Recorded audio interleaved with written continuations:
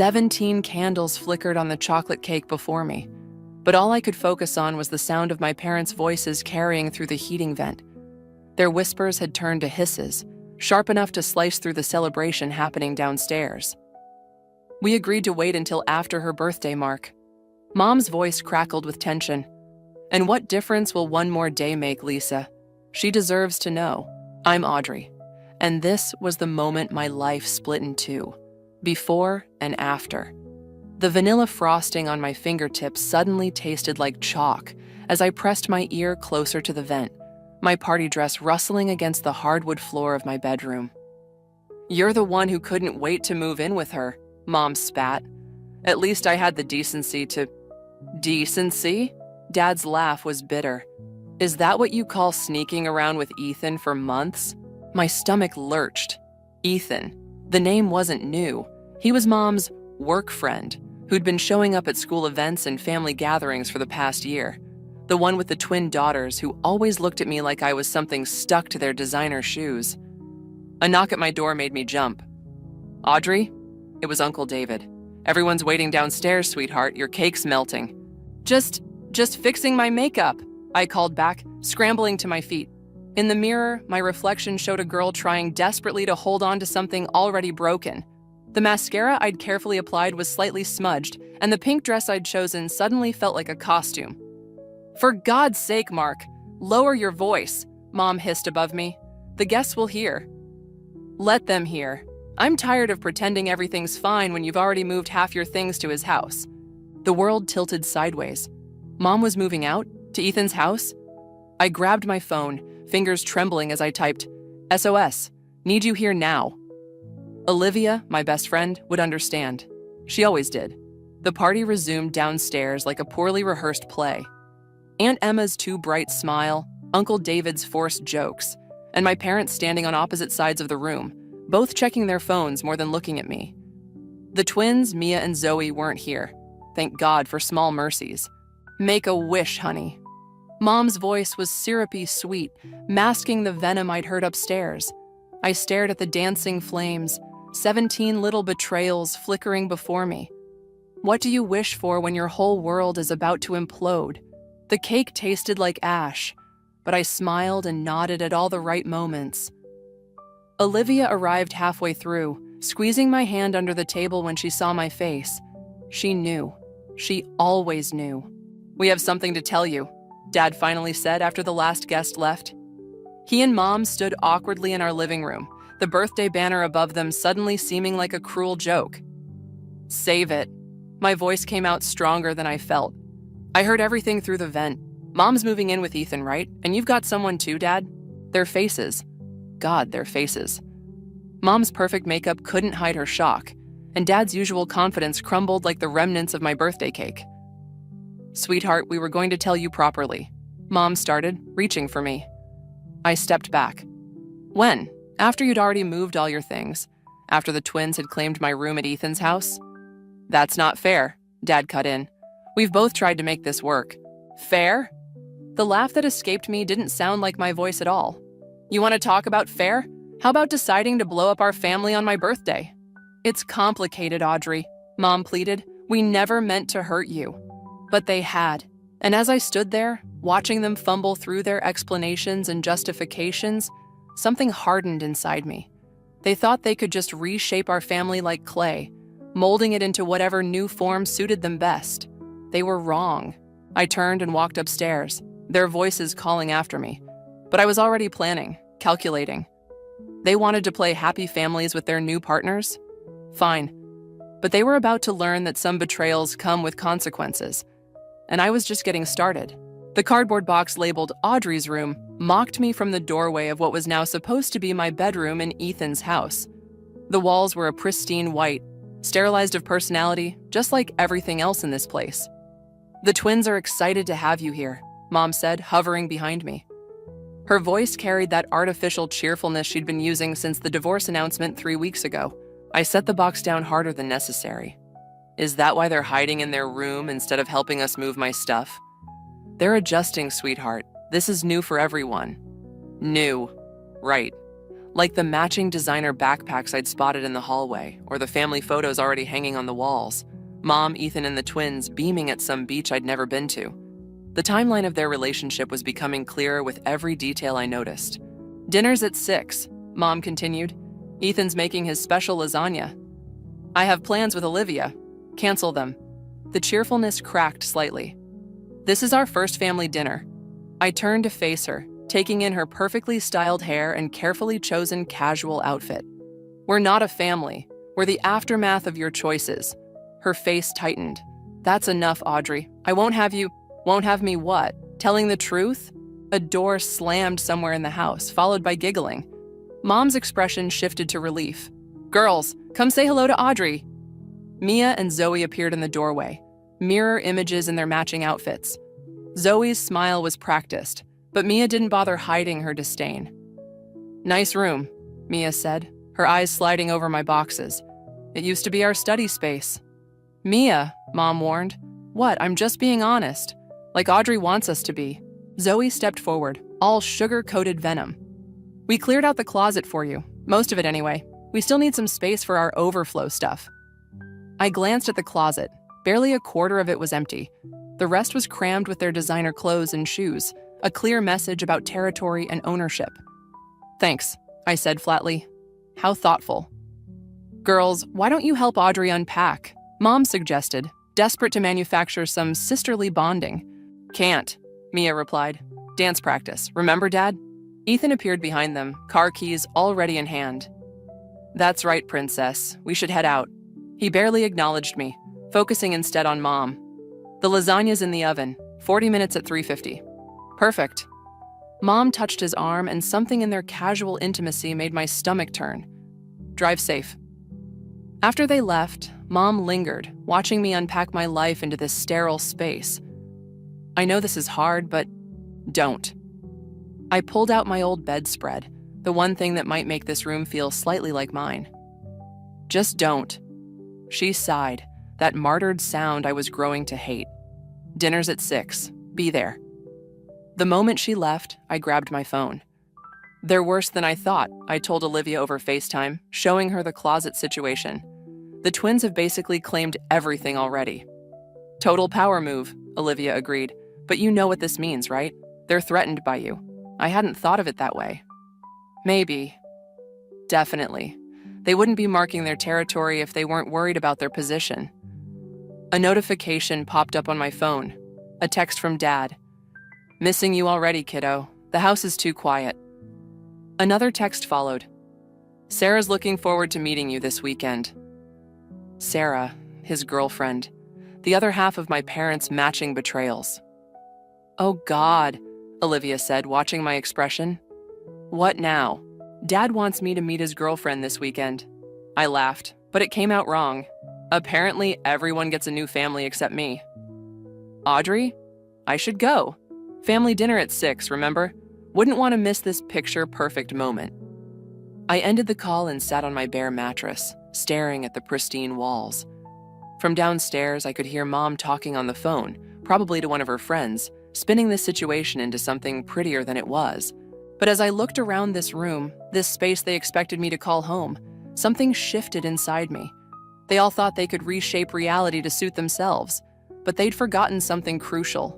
I could play that game too, and I had nothing left to lose.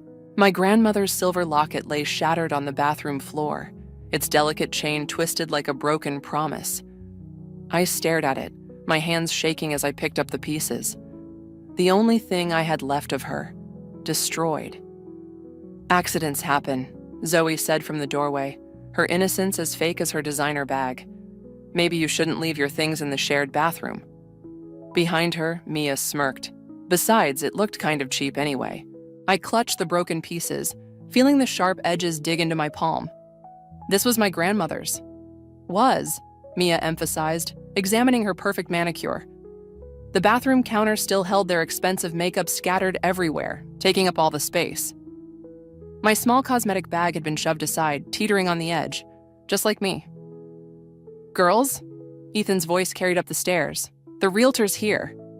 Realtor. The word hit me like ice water.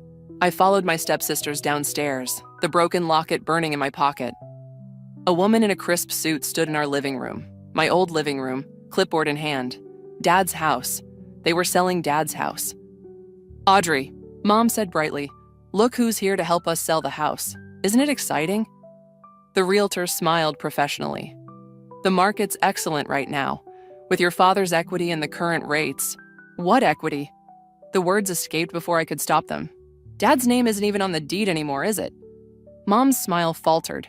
"Honey, these things are complicated." "I found the paperwork in your study," I continued, watching her face pale.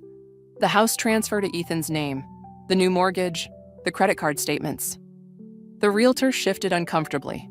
Ethan stepped forward, his businessman mask firmly in place. "Audrey, this isn't the time." "When is the time?" "When you've sold everything my dad worked for? When you've erased every trace of our old life?" "That's enough," Mom's voice cracked like a whip. "Apologize to Ethan, now." I pulled out my phone instead, scrolling through the photos I'd taken of the documents. Should I apologize for finding out about the second mortgage too? Or the maxed out credit cards? Mia and Zoe had gone silent, their usual smugness replaced by something that looked almost like fear. Good. "Perhaps we should reschedule," the realtor suggested, already backing toward the door. "No need," Ethan said smoothly. "Audrey's just processing some difficult changes. Teenagers, you know." "Processing?" I laughed. "Is that what you call it when you steal someone's house?" "Audrey Marie Thompson." Mom grabbed my arm, her fingers digging in. "Upstairs. Now." "Why? So you can hide more secrets? Pretend everything's perfect while you destroy what's left of my life?" The realtor was definitely leaving now, mumbling apologizes. Ethan's businessman mask had cracked, showing something darker underneath. Mom's grip tightened. "Your father agreed to this arrangement," she hissed. "He signed the papers." "After you threatened to expose his affair?" "Yeah, I found those emails too." The silence that followed was absolute. Even the twins looked shocked. Mom's hand dropped from my arm like she'd been burned. "How dare you go through my private? I pulled out the broken locket. Like this was private? Like destroying the only thing I had left of Gran was just an accident? Ethan stepped between us. "Girls, go to your room." "But Dad," Mia started. "Now." They went, but not before Zoe shot me a look that promised retaliation. I didn't care. The damage was done. "You had no right," Mom whispered, her perfect facade crumbling. "Those documents were confidential. Like your relationship with Ethan was confidential, while Dad and I thought you were working late?" "That's enough." Ethan's voice boomed. "You will not speak to your mother that way in my house." "Your house," I repeated. "Bought with my dad's money, his reputation, his silence. Does your precious realtor know about the liens, the debt collectors?"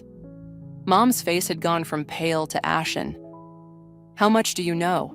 I met her eyes, feeling something hard and cold settle in my chest. "Everything.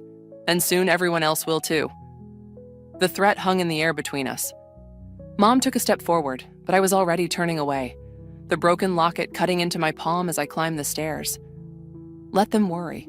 Let them wonder what else I'd found, what else I might do. They thought they could erase my past, destroy my memories piece by piece, but they'd forgotten something crucial. Sometimes the things you break come back sharper than before. The spray paint dripped down the pristine white walls of my bedroom, crimson letters spelling out thief in foot-high letters. My laptop lay shattered on the floor, screen cracked like a spider's web. But what made my blood run cold was the empty space where I'd hidden the documents. All my carefully gathered evidence, gone. "Mom!" Mia's voice carried through the house, perfectly pitched for maximum drama. "Audrey destroyed her room!" Footsteps thundered up the stairs. I stood in the center of the chaos, pieces clicking into place. The twins had been too quiet lately, too well behaved. They'd been waiting. "Oh my God!" Mom appeared in the doorway, Ethan right behind her. "Audrey, what have you done? Ask your perfect stepdaughters." My voice came out steady, despite the rage burning in my chest. Ask them about the documents they stole. Documents? Ethan's expression shifted, something calculating replacing his usual stern disapproval. "What documents?" Zoe appeared, eyes wide with manufactured innocence. "We found her going through Dad's office last night. We tried to stop her, but liar. The word came out like a whip crack. Then explain this. Mom gestured at the walls, her hands shaking. Explain why you're destroying our home. Your home, I laughed. You mean the home you bought with Dad's blackmail money? Ethan stepped forward, all pretense of fatherly concern gone.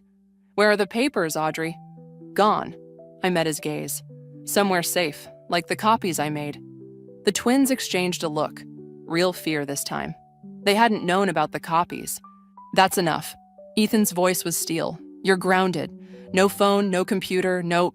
You can't ground me. You're not my father.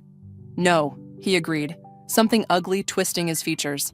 Your father is a weak man who couldn't keep his family together, who couldn't even keep his house. Mom flinched. Ethan, please, lock her in. He turned to the twins. Watch her. If she tries to leave, call me immediately. You can't keep me prisoner, I said, but the click of the lock echoed with finality. Through the door, I heard Mom's protests fade down the hallway, Ethan's low voice smoothing things over. The twins stationed themselves outside, their whispered conversation a constant reminder of my captivity. My phone was gone, taken by Ethan. But they hadn't found the burner phone Uncle David had given me, hidden in a hollow book. Another thing they'd overlooked while searching my room. I pulled it out, fingers trembling as I typed, "It's happening. They found the documents, need extraction." The response came quickly. "On my way. 20 minutes. Be ready." I looked around the destroyed room at the evidence of their desperation. They thought they'd won, thought they'd contained the threat, but they'd forgotten about the email I'd scheduled to send automatically if I didn't stop it by midnight. An email containing everything I'd discovered, set to reach every board member of Ethan's company, every family friend, every person they'd been trying to impress. A soft tap at the window made me jump. Olivia crouched on the roof outside, her face grim. She'd used the old oak tree, our escape route since middle school. "Jesus, Audrey," she whispered as I eased the window open. What did they do? Tried to frame me. Failed. I grabbed my emergency bag from under the bed. "The twins are outside." "Not anymore." Her smile was fierce. I told them their car was being towed. They ran to check. Below, I could hear their panicked voices, the sound of running feet. Perfect.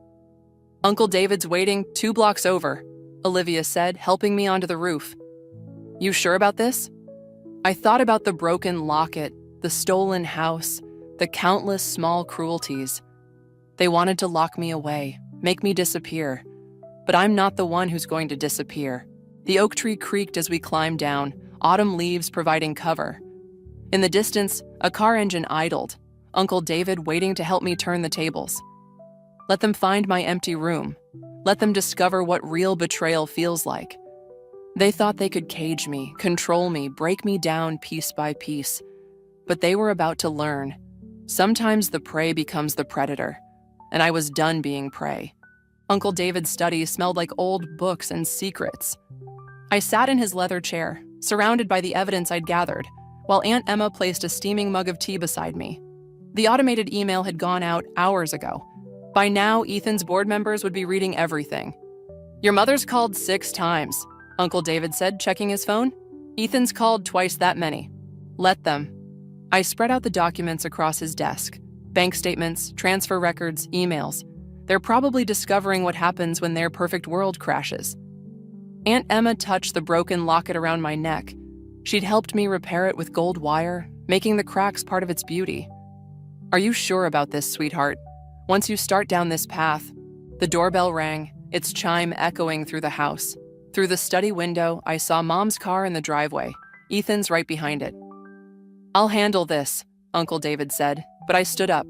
"No, I will." My hands didn't shake as I opened the front door. Mom burst in, mascara smeared, clutching her phone. "What have you done?" "Exactly what you taught me," I replied. I protected myself. Ethan shouldered past her, his business suit wrinkled, eyes wild.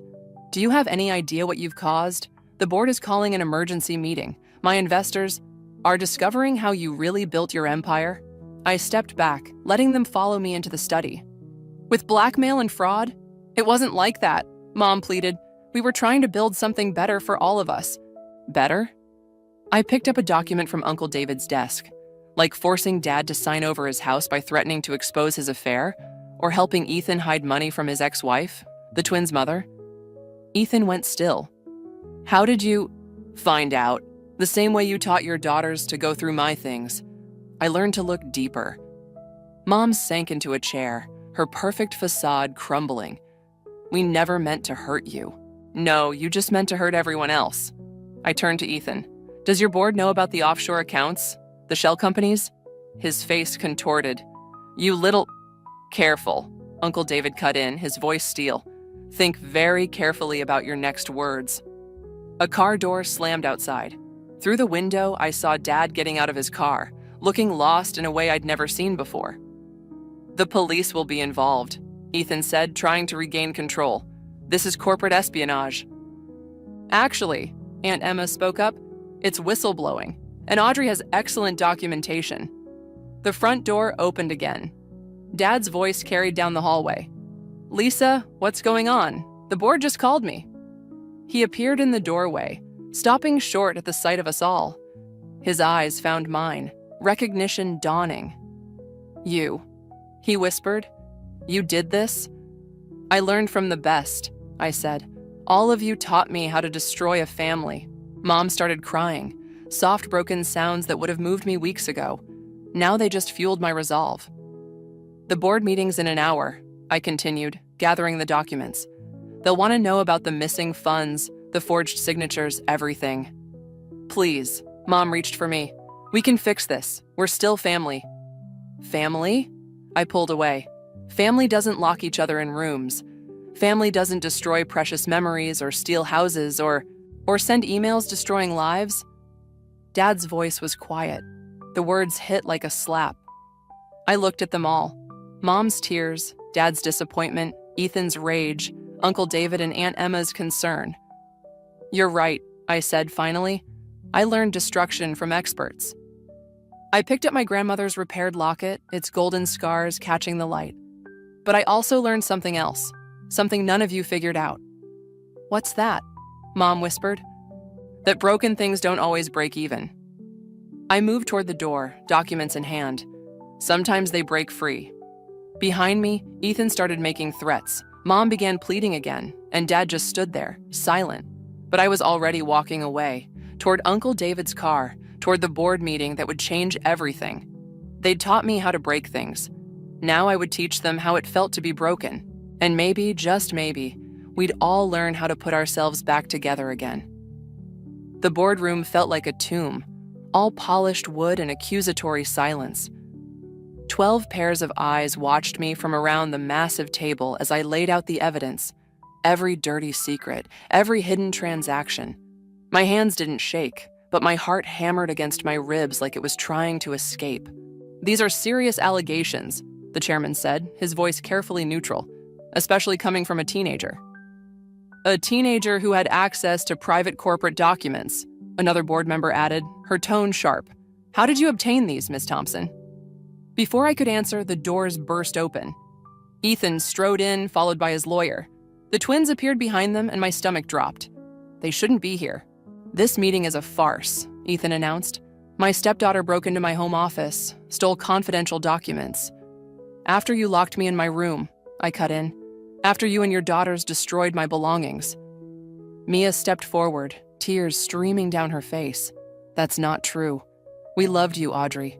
We tried to be family, but you were so angry, so jealous. Jealous, I laughed. The sound brittle. Of what? Your perfect little act? Of our mother, Zoe said quietly. Our real mother. The one Dad kept from us, just like these documents show. The room went still. I looked at the twins, really looked at them, and saw something I'd missed before. Pain that mirrored my own. Is this true? The chairman turned to Ethan. Did you hide assets from your first wife? He did more than that, I said, pulling out the final document. He forged her signature, Mia finished. We knew. We always knew. Ethan's face went white. Girls. We thought if we helped you hide things from Audrey, you'd finally tell us the truth, Zoe continued. About Mom, about the money, about everything. The victory I'd imagined crumbled as I watched the twins break down. They weren't the enemy. They were just like me, pawns in our parents' games. "This isn't about corporate fraud anymore," the chairman said gravely. "This is a family matter that spilled into our boardroom." "No," I protested. "This is about justice." "Is it?"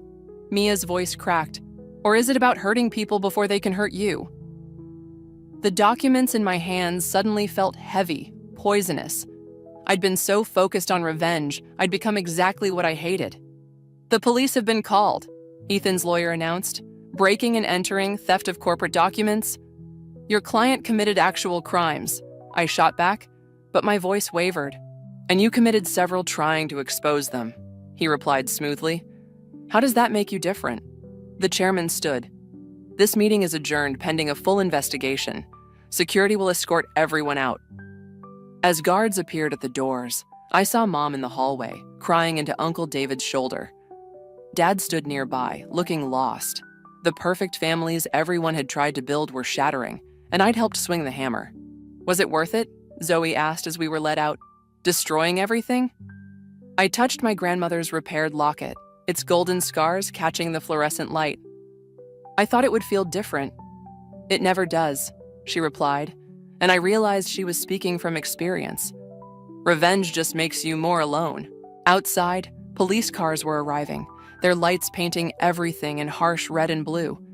The evidence I'd gathered would expose Ethan's crimes, but at what cost? I'd become so focused on breaking them, I'd broken something in myself too. Olivia appeared from nowhere, keys in hand. "Time to go." "Running won't help," Ethan called after me. "You'll just prove you're exactly what they think you are." But as I slid into Olivia's car, watching my fractured family in the rearview mirror, I realized he was wrong. I wasn't what they thought I was. I was worse. And now I had to live with that. The police station's fluorescent lights cast harsh shadows across Mom's face as she sat across from me in the interview room. Her designer outfit looked wrinkled, her makeup smeared, the perfect facade finally cracking. "Drop the charges," she said quietly. "We can still fix this. Like you fixed Dad's life? Or the twins' mother?" I traced the scar on my palm where the broken locket had cut me. "Some things can't be fixed. You don't understand what you've done." Her voice trembled. "Ethan's being indicted. The company's shares are plummeting.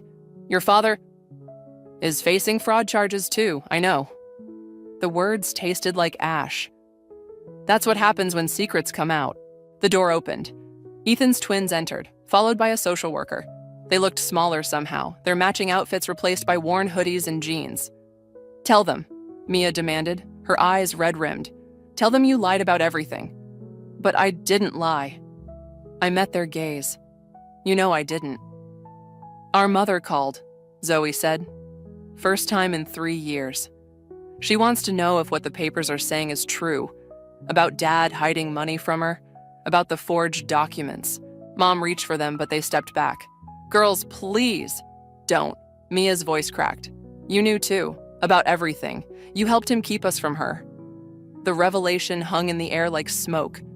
I looked at my mother, really looked at her, and saw something I'd missed before. The same calculated manipulation she'd accused Ethan of. "Is that why you chose him?" I asked. "Because you recognized yourself?" Her face crumpled. "I chose him because he understood. About doing whatever it takes to build something perfect." "Perfect?" Zoe laughed bitterly. "Is that what you call this?" The social worker stepped forward. "Girls, we need to discuss your temporary living arrangements." "They'll stay with me," a new voice said. We all turned to see the twins' mother in the doorway, a woman I'd only seen in old photos. She looked tired but determined. "I've already filed for emergency custody." "You can't," Mom started, but the woman cut her off. "Like you couldn't tell me where my daughters were for 3 years?" Her smile was sharp. The court disagreed. My phone buzzed. A text from Olivia. "News is everywhere. You okay?" Was I? I looked at the wreckage around me. Mom's tears, the twins' confusion, their mother's righteous anger. I'd wanted justice, but this felt like something else entirely. "Audrey," Mom pleaded, "think about what you're destroying. Our family, was destroyed the moment you decided lies were more important than love. I stood up, my chair scraping against the floor. I just exposed the truth you all tried to bury. And what did it cost you? Mia asked quietly. Look at yourself. You're just as alone as we are now. She was right. In my quest for revenge, I'd become what I hated most, someone who broke things to feel powerful. The social worker checked her watch. The detective needs to continue your statement, Audrey. I nodded, touching my grandmother's repaired locket one last time. The golden scars caught the harsh light, reminding me that broken things could be beautiful, but only if you were honest about the breaks. I'm sorry, I said, surprising myself. Not for exposing the truth, but for becoming like you all in the process. What happens now? Zoe asked, her voice small. Now? I looked at each of them. Mom, the twins, their mother. Now we learn to live with the truth. All of it. As I walked out, leaving them with their shattered illusions, I felt something shift inside me. The satisfaction I'd expected from my revenge was hollow, but something else was taking its place. Understanding, maybe. Or forgiveness. Not of them, but of myself. Because in the end, the perfect family we'd all tried to force into existence was just another lie. And sometimes, breaking apart was the only way to build something real from the pieces, even if those pieces would never fit together quite the same way again. Uncle David's attic held the last pieces of my old life, packed away in cardboard boxes. As I sorted through them, a letter fell from between my grandmother's photo albums, yellowed paper, her elegant handwriting still crisp after all these years. Found something? Aunt Emma asked from the doorway. I unfolded the letter carefully. It's dated 3 days before she died. My dearest Audrey, the letter began. By the time you read this, you'll understand that families break in ways that can't always be mended. But remember, broken pieces can create new patterns if you're brave enough to arrange them differently. The doorbell rang downstairs. Through the attic window, I saw Mia and Zoe on the porch, looking smaller than I remembered. It had been 2 weeks since the police station, since everything fell apart. They've been calling, Aunt Emma said softly. Every day this week. I know. I touched my repaired locket. Their mom got custody. And your mother? Agreed to therapy. Not that it matters now. I folded the letter carefully. Dad's plea deal went through yesterday. Aunt Emma's hand touched my shoulder. You don't have to see them. But I was already heading downstairs, grandmother's letter in my pocket. The twins looked up as I opened the door, their usual confidence replaced by something more fragile. We found this, Mia said, holding out a small wooden box. In Dad's study, after they seized everything. I recognized it immediately. My grandmother's jewelry box, the one that had disappeared during the move. We didn't know what it was then, Zoe added quickly. We just did what Dad asked, hid things he gave us. Like you hid the truth about your mother? The words came out sharper than intended. Yes. Mia's voice cracked. Like that. I took the box, feeling its familiar weight. Inside, tangled with old necklaces, was a key I recognized. To my father's house, the one Ethan had claimed. The prosecutors said we could give it back, Zoe explained, since it wasn't part of everything else. Why are you really here? They exchanged looks, mirror images of uncertainty.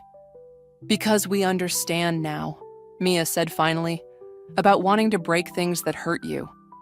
But we also understand about trying to fix them, Zoe added. I thought about my grandmother's letter, about broken pieces and new patterns. Some things can't be fixed. No, Mia agreed, but maybe they can be rebuilt, differently. From my pocket, I pulled out my phone, showing them the unsent email I'd been staring at for days, the one that would expose the last of Ethan's secrets, destroying what little remained of their family's reputation. Do it, Zoe said quietly, if it helps you heal. We understand now. But as I looked at them, really looked at them, I saw what my revenge had created. 2 girls as broken as I was, trying to build something real from the ruins of their lives. I deleted the email. Your mother, I said finally. Is she better than the lies we were told? Mia smiled slightly. Different than we imagined, but real. Real is good, I said, thinking of my grandmother's words. real we can work with. They nodded, understanding what I wasn't saying. We weren't friends, might never be family, but we were something else now. Survivors of the same storm, learning to rebuild. The prosecutors want to talk to us again next week, Zoe mentioned, about Dad's other accounts. I know. I touched my locket. I'll be there.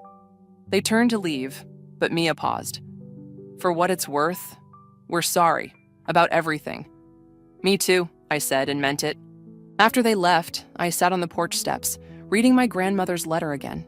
The evening light caught the golden scars of my repaired locket, reminding me that some breaks become part of the pattern, telling stories of what was lost and what was found. I couldn't fix what was broken, not the families we'd lost, not the trust we'd shattered. But maybe, like the locket, we could create something new from the pieces, something real, with all its scars and imperfections, something true, and maybe that was enough.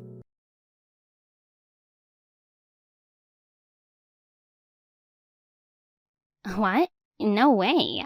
We live together. You just need to sign these divorce papers. Good luck with your life being broke. Standing dazed at the spot after the call abruptly ended, I was momentarily frozen. The lawyer could not hold back his laughter and burst out laughing.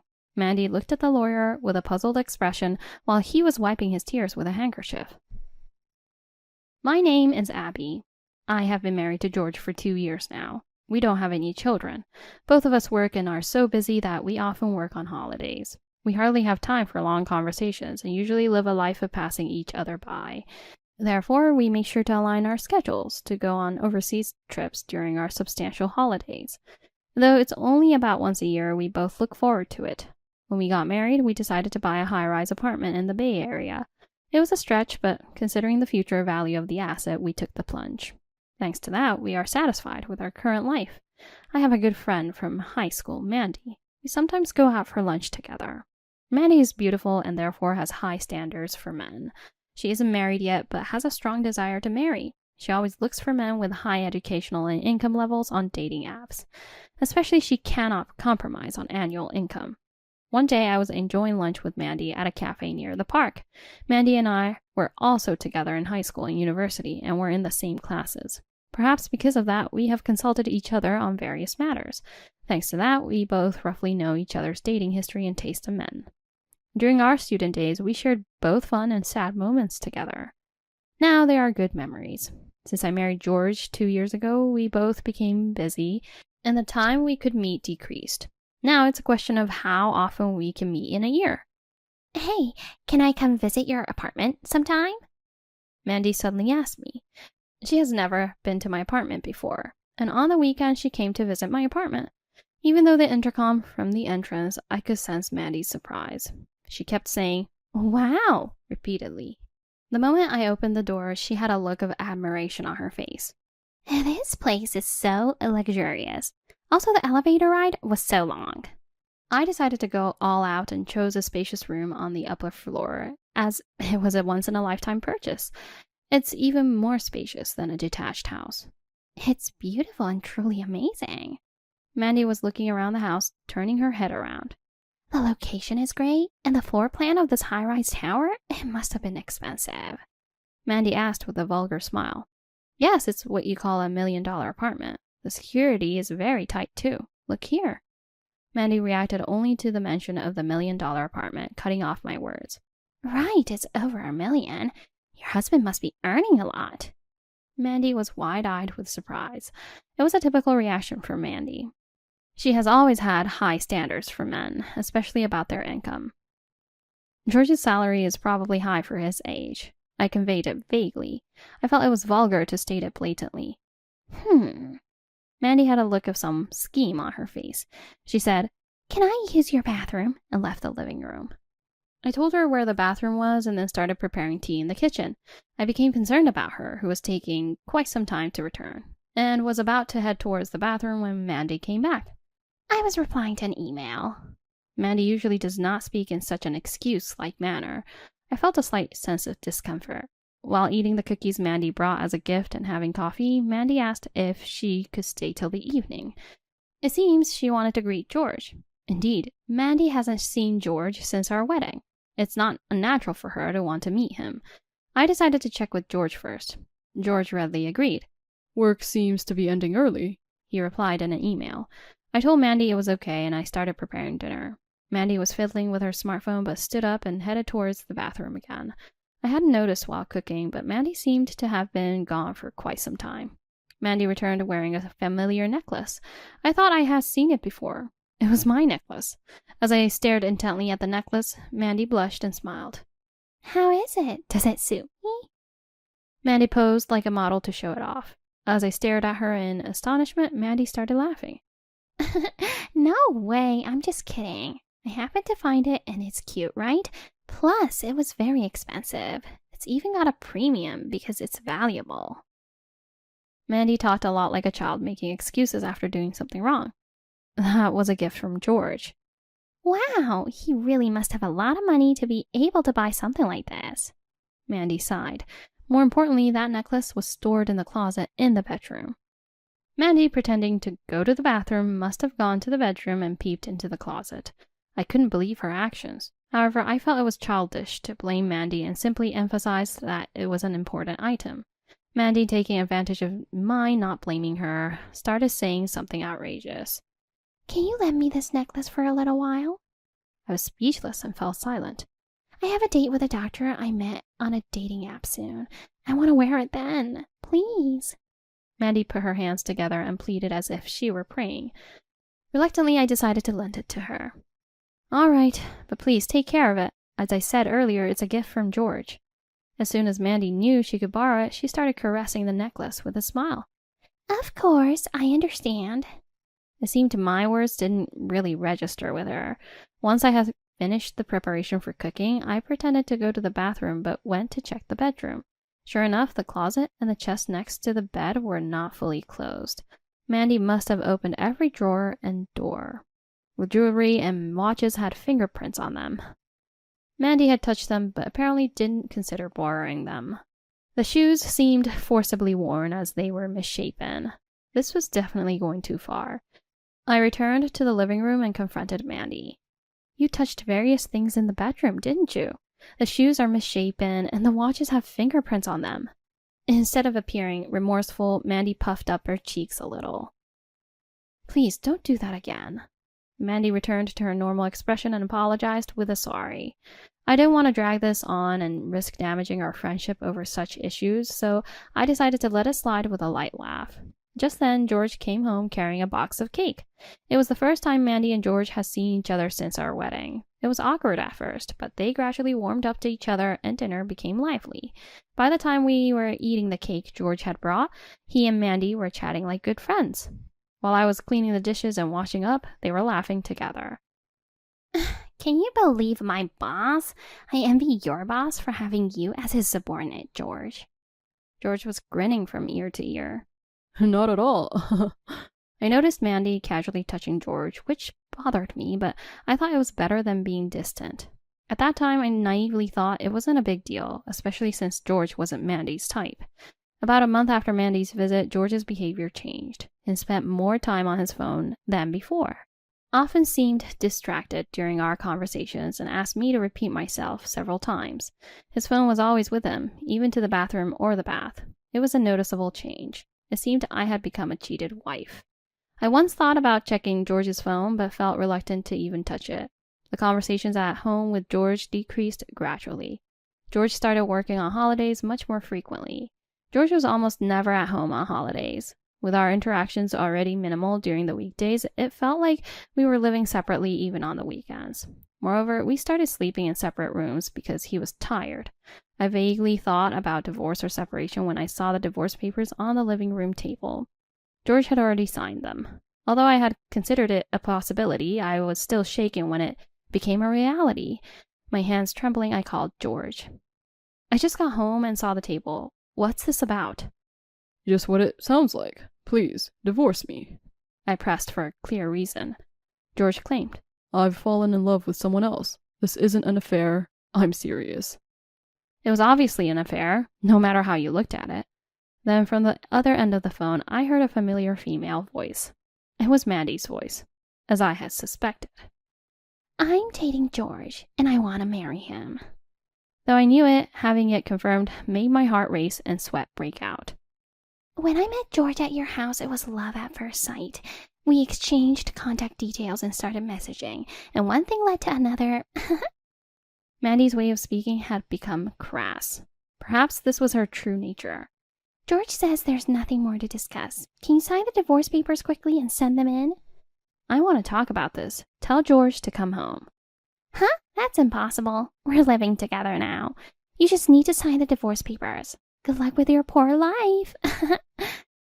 With the call cut off unilaterally, I stood dazed for a while. Following that, sleepless nights continued. George did not return home. The divorce papers remained untouched on the living room table. Moreover, Mandy kept sending me pictures of her and George together, flaunting their relationship. It seemed they were close, but it felt like harassment.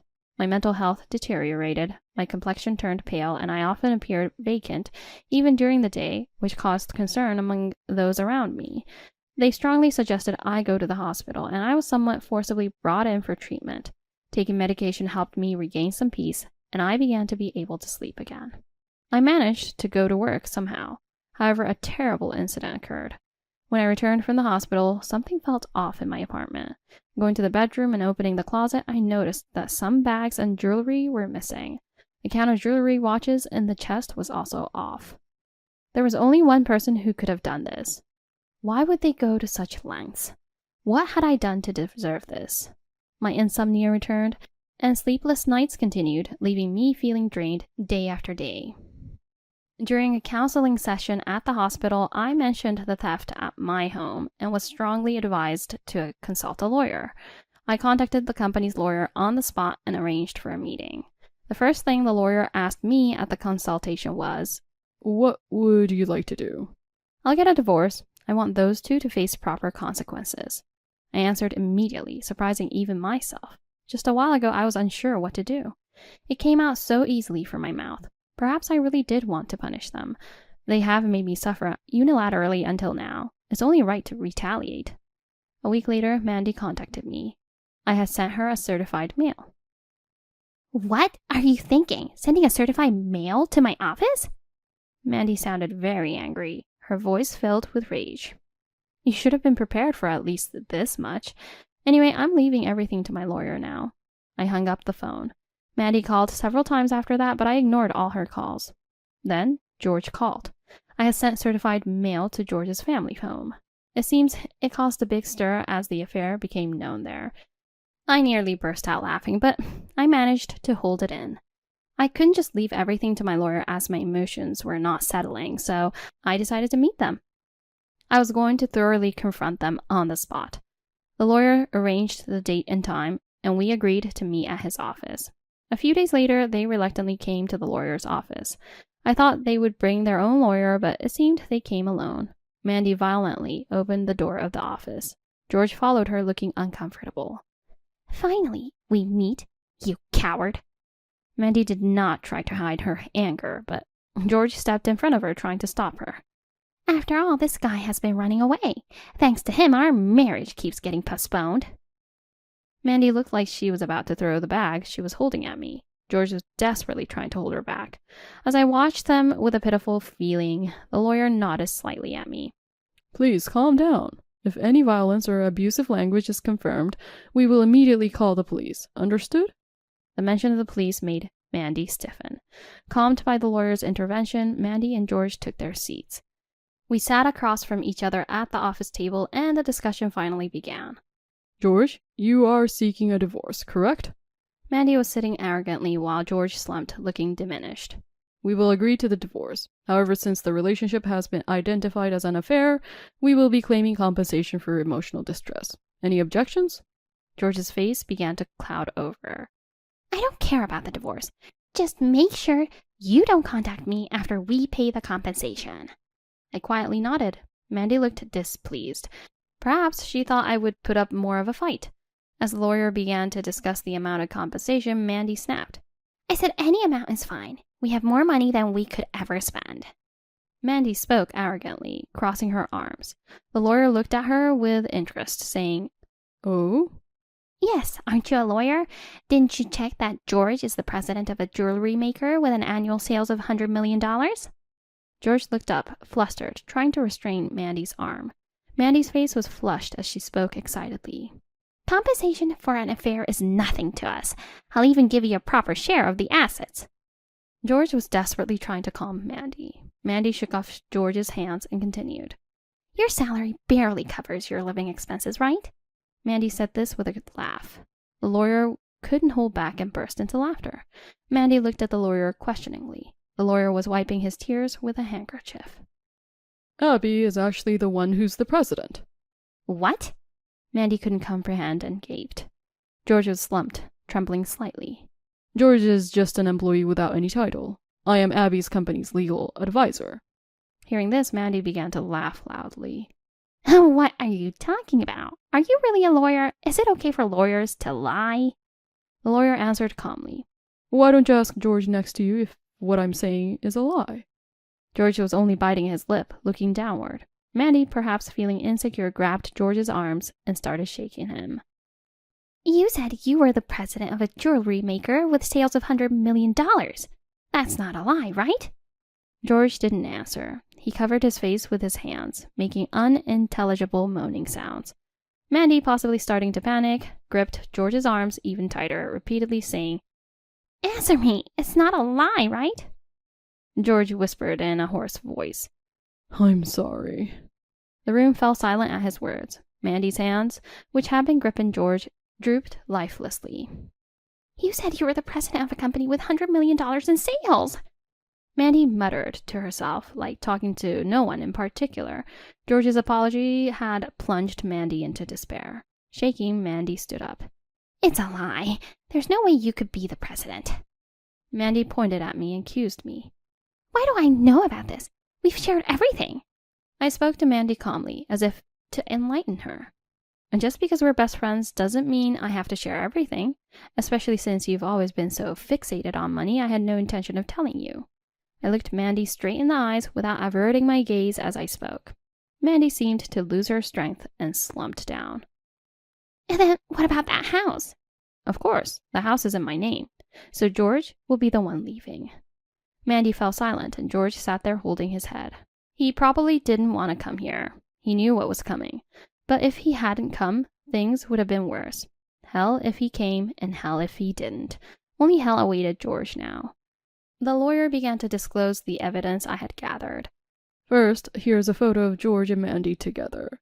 It was a printout of a photo sent to my smartphone. The lawyer placed an IC recorder on the table and played a recorded conversation. Why would you send me this? I was just sharing some of our happiness with you. While listening to Mandy's voice, George seemed to be holding back tears. Are you still clinging on the past? I want you to divorce quickly. I know what you're clinging to. It's George's income, isn't it? After all, he's the president of a jewelry maker with annual sales of $100 million. You hid it because I might take it from you. Embarrassed, Mandy covered her face with her hands. Hurry up and divorce, and leave that high-rise apartment. It's going to be mine soon anyway. Too bad George won't be coming back. I'll give you as much compensation as you want. You poor thing. Your target was not George, but the money. And I am speechless at how George was deceived by you. George kept his head down, tears spilling, staining his pants. George and Mandy fell silent. Do you think this is over? What else is there? Mandy, you entered the house when Abby was not there and stole several items, didn't you? The lawyer's detached demeanor was a relief to me. George looked shocked. Apparently he was unaware of it. What do you mean? Theft? Mandy bit her lower lip and trembled. I didn't do it. I don't know anything. The lawyer placed a tablet on the desk and played a video. It showed Mandy sneaking into the bedroom, taking bags and jewelry out, and stuffing them into her bag. Mandy stared at the video wide-eyed. What is this? Why would you record this? You can't do that. George covered his face with his hands and sighed. Our house has always had security cameras. Why didn't you tell me that sooner? I never thought you'd break in. I was getting a headache from this ridiculous exchange. Besides, you used my keys without permission. Because I wanted them. It's your fault for not buying them for me. The two started arguing with each other, ignoring us. The lawyer and I were astounded. Please save your arguments for later. Regarding this theft, we will file a police report. Mandy seemed to panic at the mention of the police. The police? Isn't that a bit much? I was just borrowing a friend's things. I never said you could borrow them. I spoke calmly. Besides, you're not a friend or anything. You were just a classmate, so I will file a police report. Mandy's demeanor turned defeatist. Don't say that. I'll compensate. I will make it right, so please, no police. Mandy began to beg on her knees. I looked down at her coldly. You're going to compensate? The items you stole are worth more than your annual income. Are you sure you can manage that? Mandy was at a loss for words. And there's also the matter of compensation. Mandy turned to George, pleading tearfully. You'll pay for it, right?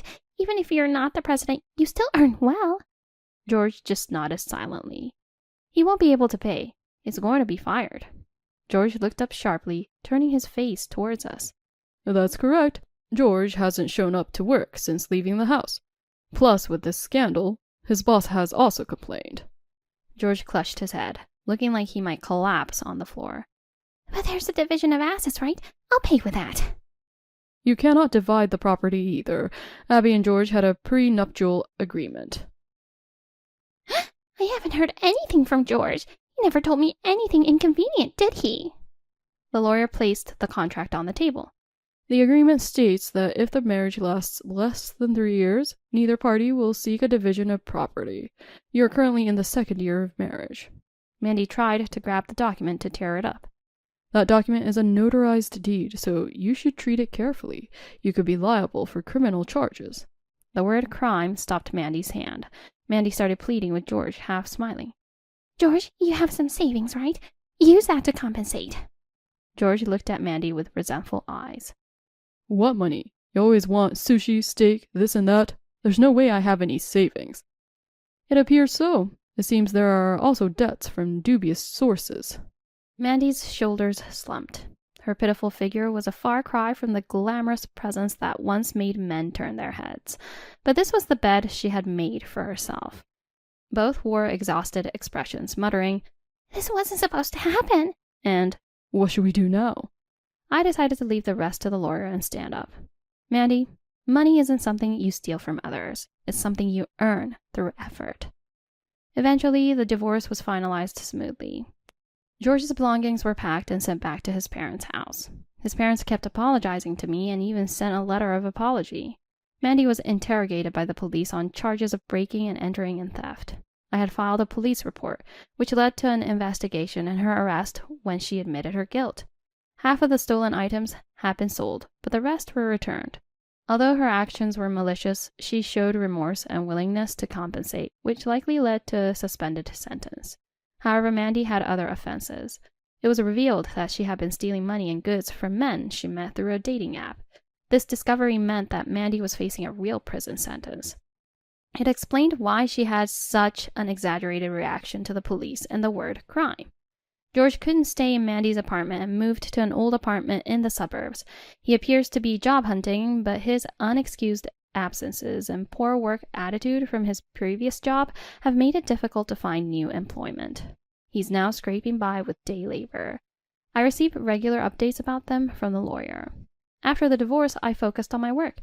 I'm now working on expanding the distribution of our jewelry to Europe. This initiative started after I took a long vacation in Europe as a way to shake off the divorce. I had a chance to drink wine with the owner of a jewelry shop in France. During that meeting, I passionately discussed jewelry design, and the owner and I hit it off. He agreed to carry my company's jewelry in his store. The owner is a wonderful man who, having been divorced himself, seems to understand my emotional pain. Truth be told, I am focusing on sales in France because I want to see him. It may be mixing business with personal feelings, but I think I deserve this perk after all I've been through.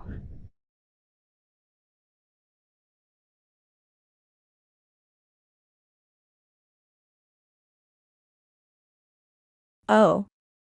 What is this? A divorce notice?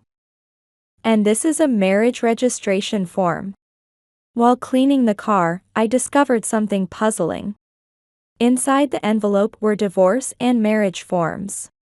The old lady is so sloppy, I can't see her as a woman anymore. Oh, that's terrible. I was doubtful that my husband was cheating, but to gather evidence. I installed a surveillance camera which captured Kevin's betrayal in full. Later, pretending to be on a business trip, Kevin went on a trip with his lover. And I decided to bring him down to hell. After seeing Kevin off, I started preparing for my revenge. I contacted someone and invited them over to discuss Kevin's betrayal. That person promised to give Kevin a harsh punishment. Hearing those words, I felt a fire in my chest. I had been fighting alone ever since Kevin betrayed me, but I still had allies. Thinking about it made me feel stronger. My name is Emma Smith. I'm just an ordinary office worker, but my husband, Kevin, works for a well-known large corporation. His father is the company president, and the expectations for Kevin from those around him are high. And he is smoothly climbing the career ladder. Kevin himself is confident that he will eventually succeed in the company. And since being given an executive position, he has been even more devoted to his work. I met Kevin when I happened to come across his parents in distress. I helped his mother, who had collapsed on the roadside due to a medical episode. And they were grateful, considering me a lifesaver. They introduced me to their son, and we eventually got married. Kevin, coming from a wealthy family, was prideful and arrogant, but initially, I didn't mind it much, considering it manly. Our marriage, initiated by his father's introduction, seemed to be going well. However, after some time, Kevin's attitude changed drastically. The feeling of being glad to be married to him lasted only a few years. As the years went by, Kevin started getting important assignments at work. And he began coming home later. With that, our conversations dwindled. And the chances of going out together on his days off decreased because he was too tired. I wanted children, but he dismissed the idea, saying it was too bothersome. Things were good when we were newlyweds. Kevin has changed a lot. As our relationship grew colder, I felt increasingly sad. Despite the cold marital relationship, I had a good relationship with my in-laws. Despite being a business owner, the father-in-law was not at all overbearing. And the mother-in-law, although frail, was gentle and kind. Kevin, being their only child, was probably spoiled by them. Kevin brags about his abilities at work, but he is hopeless in other aspects. He can't even think of doing household chores when he comes home. He just throws his clothes everywhere and immediately sprawls on the couch. At first, I thought I needed to support him, but as years passed, it only became a source of sighs. Yet, he often harshly criticized me. "Hey, food. I'm hungry, hurry up." Upon returning home, Kevin, seemingly in a bad mood, shouted at me. "I just got back from work myself. Wait a bit longer." Kevin, seriously? You really are a nag. Don't face me, it's irritating. What's that supposed to mean? You were home before me. You could have at least thought about preparing dinner. Although I said this, I knew Kevin was incapable of preparing a meal. He had never stood in the kitchen from the time we were dating until now. Shut up, I earn more than you do. Don't compare yourself working at a small company to me. Indeed, Kevin earned more. But that shouldn't mean he could lack compassion. Yet, Kevin used his income as a shield, never bending his will. Seriously. If I knew you were such a cheeky woman, I wouldn't have married you. Make sure you serve me well, so I don't dump you. Kevin smirked and hurled insults as he watched for my reaction.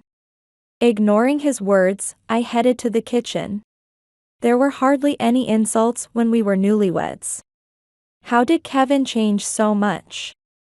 I started preparing dinner silently, but the words he had just said stuck in my mind like thorns, making me feel uncomfortable. Over time, Kevin began to openly show hostility towards me. I wanted to correct my flaws if I had any.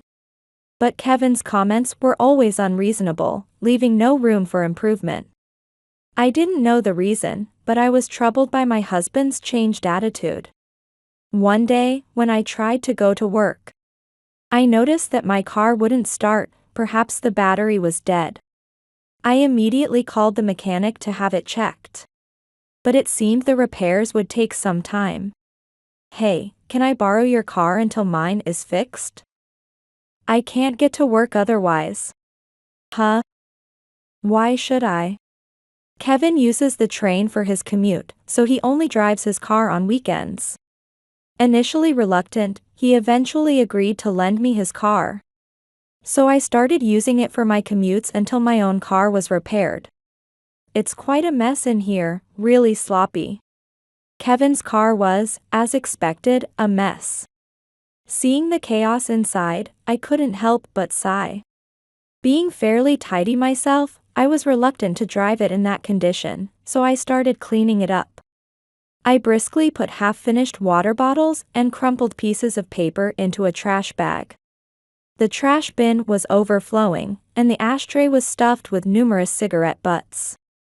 Oh, what's this? While cleaning under the passenger seat, I found something shiny.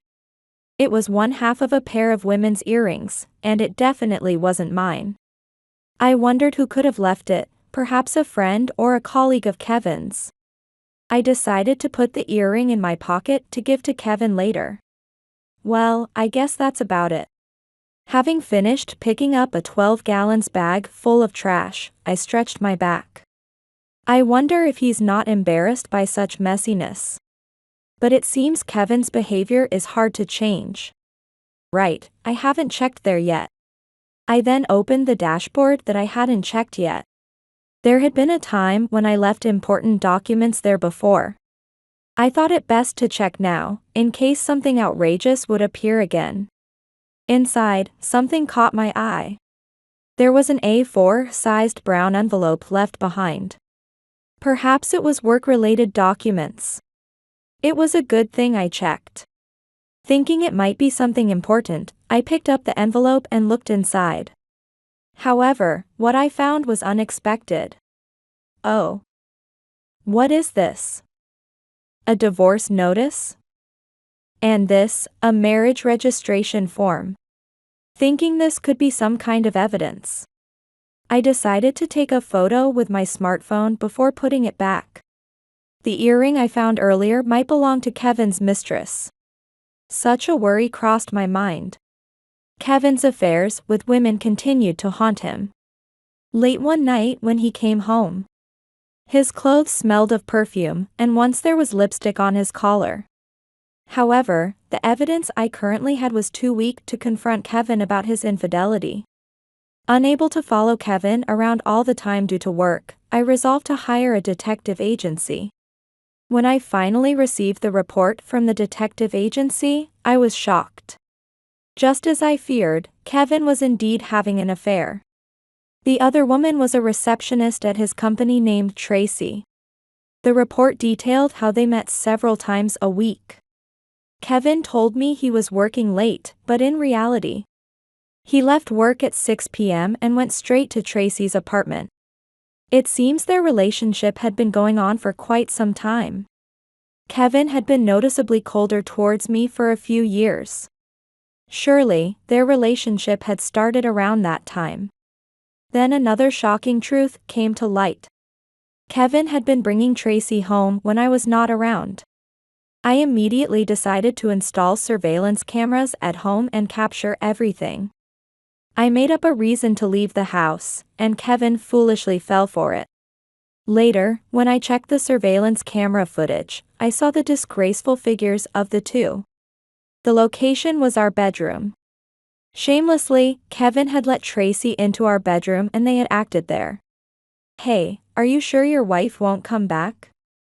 I really hate it if we run into each other. She said she's out today, so no one will be at home, totally safe. We won't get caught. The camera not only captured their actions, but also recorded their conversation clearly. They seemed drunk on the thrill of their affair, laughing boisterously. Their foolishness was astounding. It's so thrilling. Bringing your mistress into the house while your wife is away, and this is the bedroom, right? The thrill makes it more exciting. Kevin, you're really a bad man. Tracy smirked maliciously, pleased to know she had an edge over his wife. For Tracy, I'd divorce that old lady anytime. I've been fed up since we got married. Tracy is definitely better. Kevin's words were indeed a shock.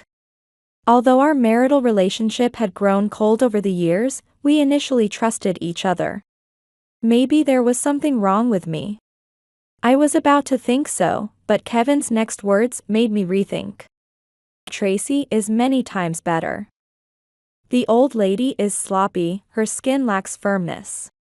I can't see her as a woman anymore. Oh, that's terrible. I would cry if someone said that to me. The two laughed mockingly at my appearance. I was dumbfounded by their vulgar remarks. Aging is a natural process. Kevin is plenty old enough to be considered a middle-aged man by society's standards.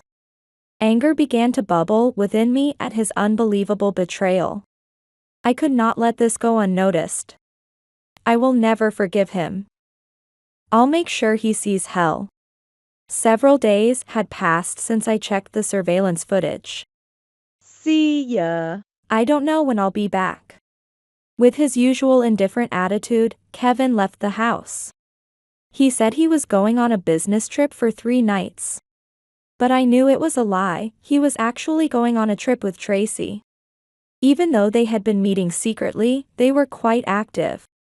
While inwardly mocking him, I smiled and saw him off. Have fun. When you come back, you'll see hell. The house was silent after Kevin left. I began preparing for my revenge. Hey. You. What the hell is this? 4 days later, my phone rang, and an infuriated Kevin yelled at me on the call. What's got you so angry? It's your doing, isn't it? Where did you take my car?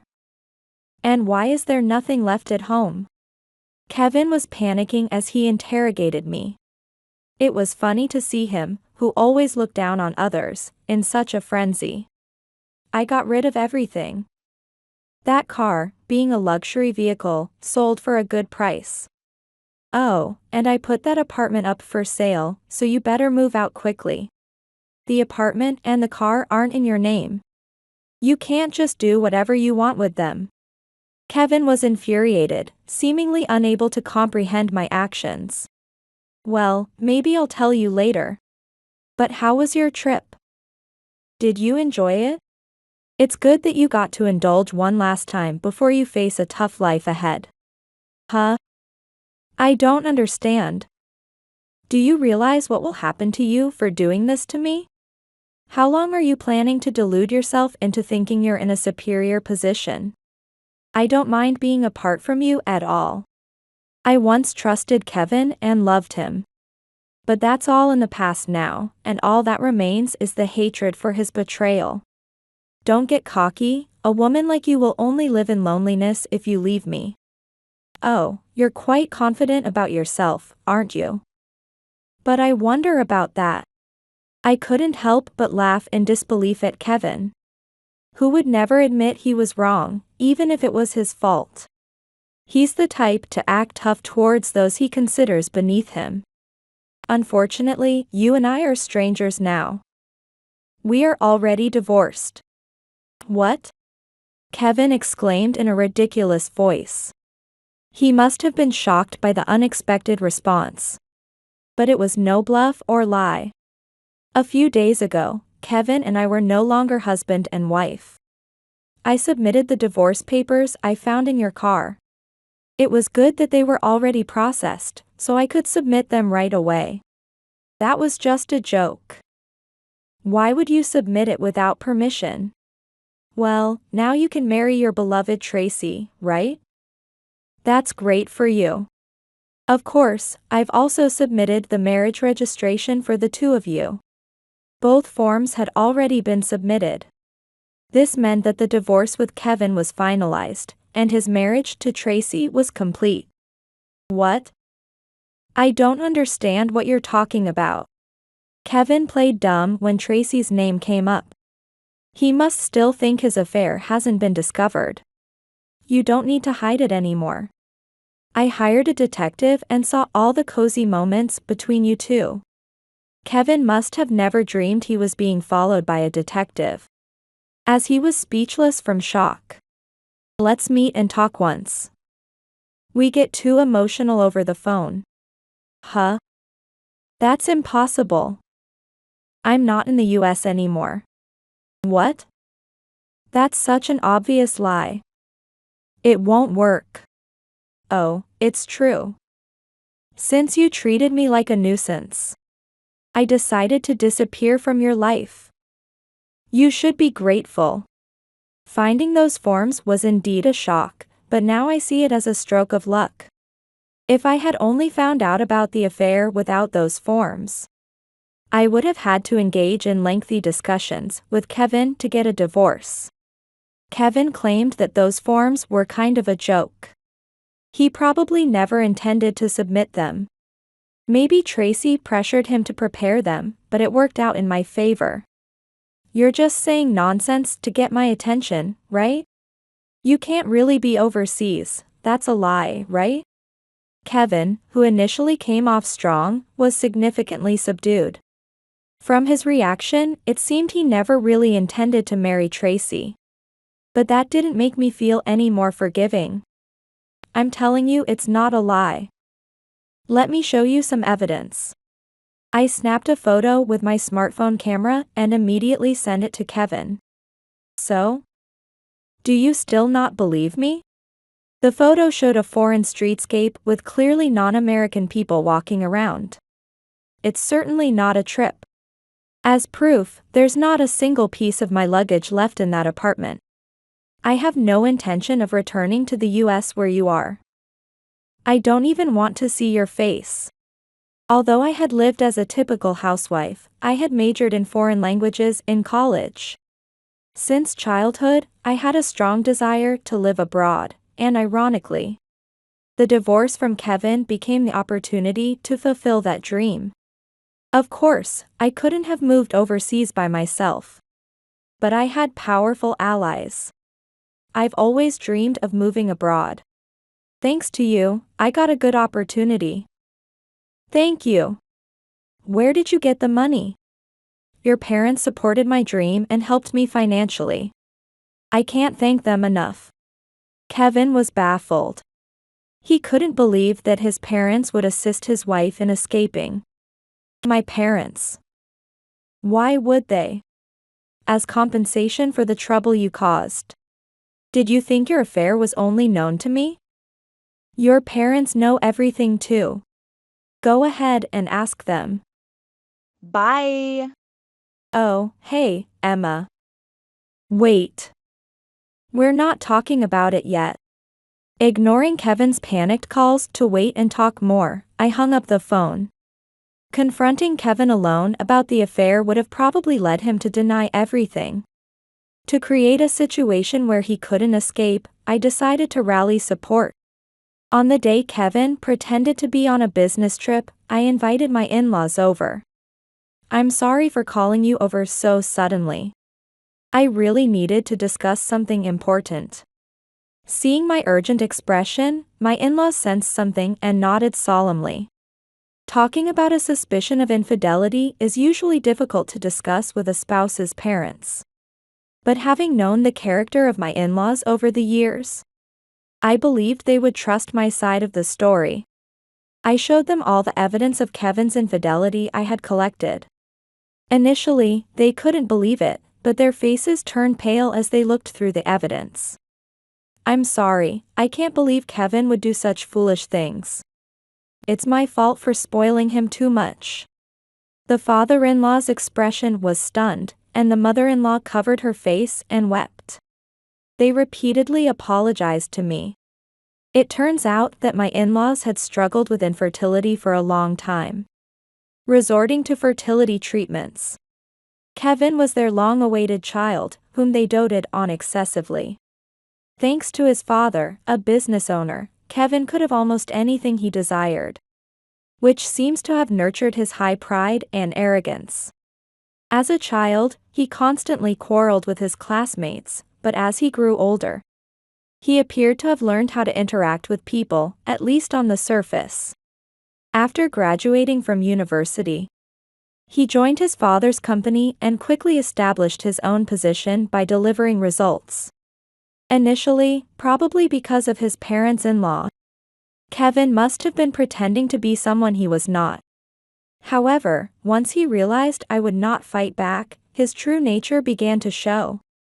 Now, he treats me harshly as if venting his stress, and has even gone so far as to have affairs as he pleases. This is not behavior befitting someone nearly 50. I am utterly fed up with him. Perhaps I spoiled him too much. I'm sorry, Emma, for making you suffer all this. My parents-in-law apologized to me, looking very disheartened. Moreover, Emma, I have kept this hidden from you, but in addition to his affairs, Kevin might also be involved in a crime. A crime? What do you mean? While making a face as if he had swallowed a bitter bug, the father-in-law disclosed Kevin's sins. I promised to let him face severe punishment. So, please rest assured. Father. Thank you. I nodded at the father-in-law's words. I was filled with gratitude towards the two of them for standing by me instead of shielding their son. This foolish son. He's really done it now. Abandoned by me, with no home or car, Kevin showed up at the company in a daze, only to be summoned straight to the president's office. There, an infuriated father-in-law was waiting for him. What's going on? Why are you so angry? Look at this. He laid out a series of items in front of Kevin. They were the photos of his infidelity that I had handed over. I've heard all about your misconduct from Emma. It's utterly shameful. Doesn't a grown man like you feel embarrassed? Dad, it's not like that. Listen to me. Kevin started making excuses, sensing this was bad. You might not know this, Dad, but Emma is really terrible. She always mocks me and nags. So, I had no choice but to seek comfort elsewhere. You are truly the worst, as a person. Do you think such excuses will work? The father-in-law completely dismissed Kevin's excuses, knowing they were blatant lies. Why? Who are you going to believe, your son or Emma, a stranger? Of course, I choose Emma. Why don't you trust me? Reflect on your own actions. Huh? What are you talking about? The father-in-law questioned Kevin in a probing tone. Kevin, his face pale and sweating profusely, seemed to realize something. Listen, Kevin. You knew I was a lenient father and you've been quite reckless. I know everything. I don't know anything. I didn't. Kevin continued to feign ignorance. Are you still trying to deny everything? Losing patience, the father-in-law angrily confronted Kevin with a document. It was an internal audit report that had been secretly conducted about Kevin. It documented the facts of his embezzlement. Did you think embezzling small amounts would go unnoticed? We've been suspicious of someone inside the company and had it investigated. But I never imagined it was you. This. I was going to return it later. Do you think that kind of excuse will work? What did you use that money for? The internal audit revealed that small amounts of money had been regularly pocketed by Kevin. Realizing he could no longer evade, Kevin started deleting everything. Tracy was always dressed in luxury items, all apparently funded by Kevin. Kevin also paid for Tracy's apartment rent. Although Kevin's income was not meager, sustaining such a lifestyle for years meant his disposable income was limited. Therefore, Kevin had been embezzling amounts that he thought would not be detected immediately. But the company was not foolish. No matter how small, any discrepancy in funds would inevitably lead to an investigation. And the internal audit team uncovered Kevin as the culprit, bringing the matter to his father, the president. Betraying Emma and even squandering company money on your mistress. What were you thinking? It's not like that. I was going to return the money. Enough with your excuses. You're fired. Don't bother coming to work tomorrow. The father-in-law sternly rebuked Kevin and gestured towards the door, telling him to leave. Dad, calm down. You wouldn't really fire your own son, would you? No, I no longer consider you my son. I intend to cut off our familial ties. Wait. The affair was just for fun. I'll return the money. Please forgive me. I won't listen to your excuses. Be grateful I'm not handing you over to the police. Now get out. Driven out of the president's office, Kevin walked away in a daze, never imagining that he, an elite, would be disowned by his own father. Perhaps he thought that even if his affair was discovered, a simple apology would suffice for forgiveness. But Kevin underestimated us. Neither I nor my in-laws will ever forgive Kevin for betraying our family's trust. That was his punishment. Mom, you're on my side, right? Dad is disowning me. Thus, Kevin visited his parents' home and pleaded with his mother. He probably thought that his mother would be more likely to side with him. However, his expectation was about to be betrayed. Of course. Think about what you have done. You are certainly not allowed to come back to this house. To the begging Kevin, the mother-in-law coldly stated her stance. Surprised by her attitude, Kevin responded in anger. Why not? This is my home. I have nowhere to go since you sold the house. I'll be homeless. It seems Kevin is currently living in a hotel, but such a lifestyle will soon deplete his savings. That's probably why he thought of relying on his parents' home, but that wasn't going to happen. It was us who advised you to sell the car and that apartment. The luxury car Kevin had been driving. And the apartment he lived in was actually in his father-in-law's name. They were gifts bought when we got married. Of course, I couldn't just sell them, but the enraged father-in-law declared he would sell them. Emma is a lifesaver to me. Yet, you betrayed her. And I've heard about the embezzlement too. You've really done something foolish. I'll change my ways. The affairs weren't my fault. Tracy seduced me. I only spent the money because she wanted high-end items. Kevin continued to make excuses, to which the mother-in-law sighed heavily. It seems I really went wrong raising you. Your excuses are enough. Don't ever come over our threshold again. Please, Mom, don't abandon your own son. Don't be so heartless. Who's being heartless? I don't want to see your disgraceful face anymore. Just go away. The usually gentle mother-in-law scolded Kevin with a stern face. It appeared she was also angered by her son's actions. But, Mom. Please. No matter how much Kevin pleaded, the mother-in-law never agreed.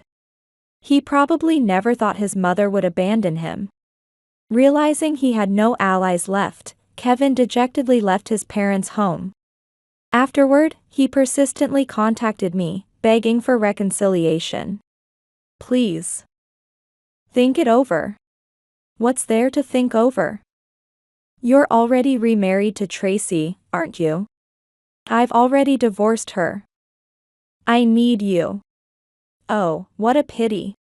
Especially after I went through the trouble of filing those papers for you. After divorcing me and being fired.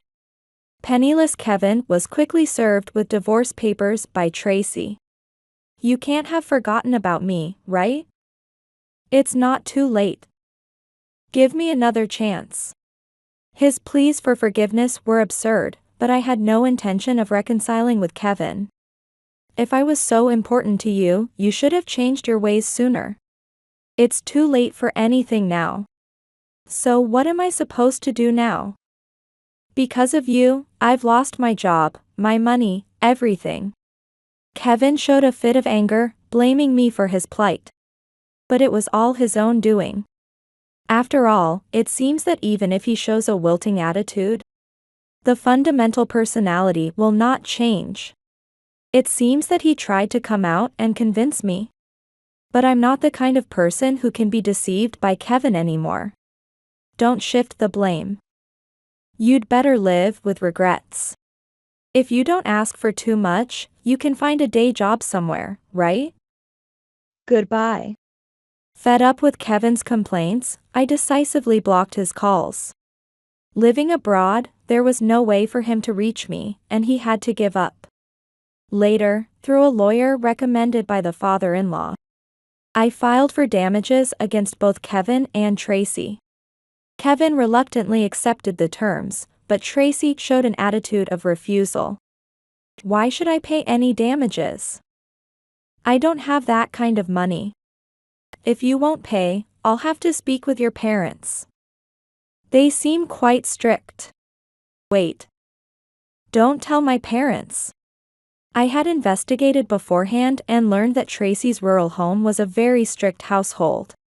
Despite strong opposition from her parents, she had managed to convince them to let her work in the city after graduating from college.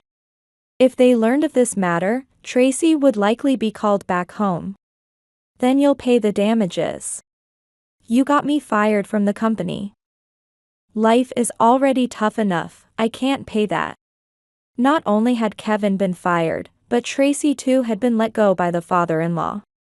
With her extravagant spending habits, paying a large amount in damages would be difficult. It's troublesome when you whine. After all, you were the one who picked a fight. It turned out that the earring found in Kevin's car and the documents in the envelope were part of Tracy's scheme to make me divorce Kevin sooner. Marrying Kevin, a corporate heir, would certainly have been hitting the jackpot. But now, with Kevin penniless, Tracy couldn't expect him to shoulder her damages. She had no choice but to pay herself. Fine. I'll figure something out. She clearly did not want to return to the countryside.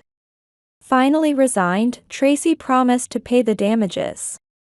Kevin had tried to raise money by selling the branded items he had given her. But it was far from enough to cover the full amount of damages. Tracy reluctantly started working at night, cutting back on sleep to make ends meet. She was mentally breaking down from juggling jobs, and even started visiting the hospital. Tracy, who had once laughed heartily when Kevin mocked me as an old lady, now looked older than her age due to stress. Disowned by his family, Kevin began visiting job centers to find work at other companies. However, when interviewers asked why he was dismissed for misconduct, his evasive answers made a bad impression, and he struggled to secure employment. He couldn't very well admit to embezzlement, and his job search continued to be difficult. Kevin, out of necessity, has started working day labor jobs that are unfamiliar to him in order to earn money for daily expenses. However, having never done physical labor before, Kevin is utterly useless and is always being scolded by his seniors.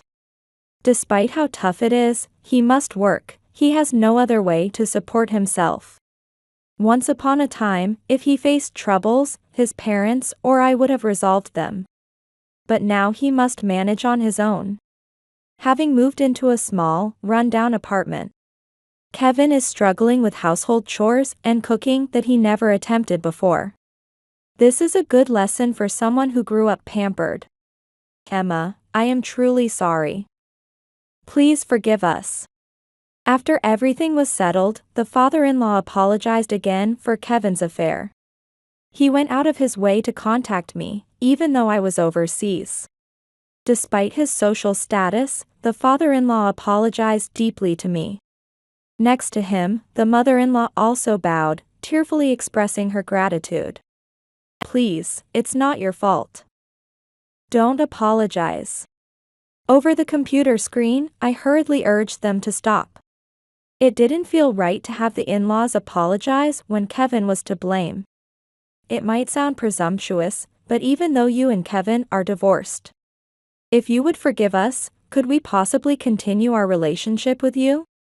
Now that you and Kevin are no longer connected, my wife and I still think of you like our own daughter. The father-in-law looked up and said this earnestly. There might have been faults on my part as well. Yet, they didn't blame me. Instead, they expressed a desire to maintain our relationship. Tears of joy streamed down my face. Oh, I would be honored to keep in touch. Despite what has happened, I don't want to lose my connection with you too. Hearing my words, both the father-in-law and mother-in-law smiled warmly. They had always treated me exceptionally well, even before the marriage. It would be too sad to end everything just because of the divorce. Therefore, their offer brought me immense joy. The good relationship with my former in-laws has continued even after the divorce. It's really a nice place here, glad we came. It's wonderful to see your face, Emma. Have you been keeping well? Months later, to my surprise, my in-laws came to visit me in the country where I now live. We sat at a cafe near my home, chatting and drinking tea peacefully. They both looked quite well, and they visited me while traveling. Since then, I have settled abroad and now work as an English language teacher. I cannot thank my in-laws enough for supporting my dream over the years. Although the pain of being betrayed by Kevin has not fully healed, I can't dwell on it forever. I've resolved to live brightly in the foreign city I've always dreamed of.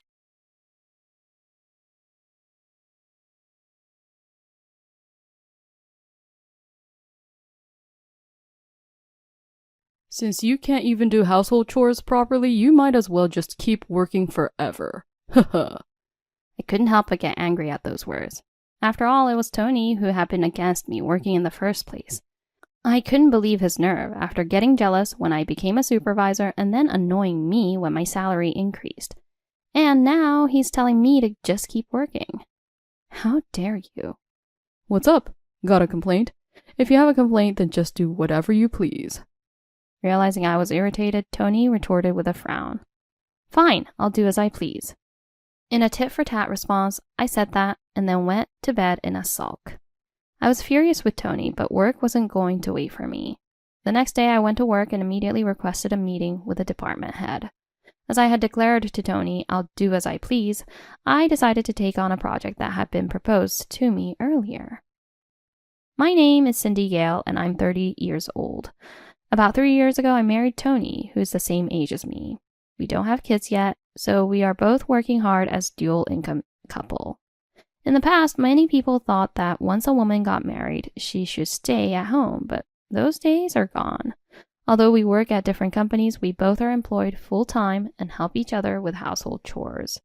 Generally, Tony handles the laundry and cleaning, while I mainly take care of the meals, trying to serve beautiful dishes to Tony since the beginning of our marriage. At work, too, I strive to perform, and I was recently promoted to a position as a supervisor. With this promotion, both the quantity and quality of my work have increased. However, Tony, who is still a regular employee at his company, failed to understand my situation. Didn't we have this for dinner yesterday? Aren't you being a bit ignorant with dinner lately? Please do it properly. One evening at dinner, Tony said this. Tony hasn't had a promotion yet, and he's still just a regular employee. Perhaps frustrated that his wife, me, received a promotion before him, he didn't celebrate my promotion. Since I became a supervisor, he started nagging every day. Of course, I have less free time than before, but I still manage the household chores we've divided up just as I used to. I understand that his nagging stems from jealousy, which is why I feel I must treat carefully. Sorry, I do the prep in the morning, but I can't help but be late preparing dinner when I get back. So I've been making simple dishes lately. Simple dishes? So you're saying it's okay to eat the same thing every day? That's not what I'm saying. Don't make excuses. After all, you were the one who said you'd handle the meals when we got married, right? The women at my company manage to take care of household chores even while raising children. You always say that. I couldn't say anything back. Of course, there are such people at Tony's company, but it's pointless to compare us to other families. Moreover, the woman Tony always mentions is, I believe, a part-time worker. I don't look down on people with part-time jobs, but being compared in that way feels somewhat off. I'm sorry. Well, I'm being generous, so I'll forgive you. When I apologized, Tony started eating again. I wish he would just eat quietly, but there's nothing I can do about it. When I talked about Tony with a friend, she suggested I think of it as practice for when raising a kid. Indeed, watching Tony sometimes makes me feel like I'm dealing with a child. Complimenting him is my only option. Oh, right. You did the laundry, didn't you? Thank you. Huh? Yeah. It's obvious, isn't it? Without me, the house wouldn't function at all. I swallowed what I wanted to say and praised Tony, who seemed pleased. Indeed, Tony does the household chores as agreed. However, even when doing the laundry, he doesn't look at the labels or use a mesh bag. He just throws everything in, presses one button to wash and dry. Sometimes Tony complains about clothes shrinking or getting pilled. If that counts as properly doing the chores, I wonder how well I'm really doing. But I never expressed dissatisfaction with Tony. Once when I did express dissatisfaction, it led to a huge argument. Then you should quit your job and take care of everything. That's why I said so when we got married. I shouldn't have listened to what you said, Cindy. Tony yelled at me, hurled insults, and then we didn't speak for about 2 weeks. During that time, he didn't do his share of the work, and I had to handle everything. It's better for me to endure some things than to suffer so much emotionally and physically. Indeed, Tony was originally not supportive of my job. When a married woman goes out to work, it never ends well. That's what my sister said. That's why I want you to stay at home. I don't know what Tony's sister meant by that, but if that's what Tony wants, I was prepared to do so. But it turned out that we couldn't live on Tony's salary alone. It wasn't a situation where we could live on ideals alone. So I insisted on continuing to work desperately. My company is a major firm with good pay. If both of us worked, we might have a bit more breathing room. Tony agreed reluctantly, and that's how our current situation came about. Despite being a bit sloppy, Tony does share the household chores. That much is true and helps me a lot. As Tony's birthday approached, I had never given him a lavish celebration since we got married. For his birthday, I had always celebrated with my home-cooked meals. But this year, with my increased salary as a supervisor, I decided to celebrate his birthday with a hotel dinner.